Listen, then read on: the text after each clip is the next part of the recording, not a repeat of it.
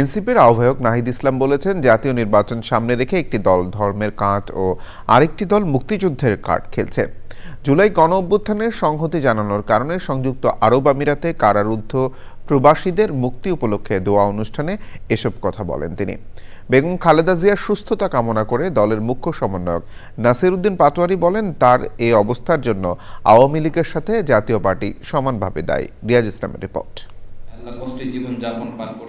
রাজধানীর বাংলা মোটরে এনসিপির অস্থায়ী কার্যালয়ে প্রবাসী জুলাই যোদ্ধাদের মুক্তি উপলক্ষে বিশেষ দোয়া মাহফিল। অংশ নেন 24 জন জুলাই যোদ্ধার পরিবার ও এনসিপির শীর্ষ নেতারা। জাতীয় পার্টির নেতারা এখনো কেন জেলে যাননি, সরকারের কাছে এমন প্রশ্ন তোলেন এনসিপির মুখ্য সমন্বয়ক। বিএনপি এবং জামায়াত ইসলামীকে জাতীয় পার্টি সম্পর্কে একই অবস্থান নিতে হবে। এখানে কোনো কুসুম প্রেম চলবে না। কারণ আজকে খালেদা জিয়ার যে পরিস্থিতি অথবা অন্যান্য রাজনৈতিক নেতৃবৃন্দের যে পরিস্থিতি, এটাতে শেখ হাসিনা আওয়ামী লীগ যেমন দায়ী, জাতীয় পার্টি সমভাবে দায়ী। এনসিপির আহ্বায়ক নাহিদ ইসলাম বলেন, এবারের নির্বাচন সংস্কারের পক্ষে বিপক্ষে নির্বাচন, সরকার পরিবর্তনের নির্বাচন নয়।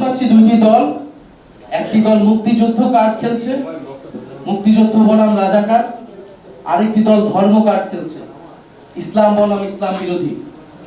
অর্থাৎ পুরনো আওয়ামী লীগের সময় যে রাজনীতি, সেই রাজনীতি কিন্তু আবার ফেরত আনা হচ্ছে এবারের নির্বাচনে। দেশকে আবার বিভাজিত করে ফেলা হচ্ছে। আগামী সপ্তাহে দেশে ফিরিয়ে আনা হবে 24 জন প্রবাসী জুলাই যোদ্ধাকে। রিয়াজ ইসলাম, চ্যানেল আই, ঢাকা।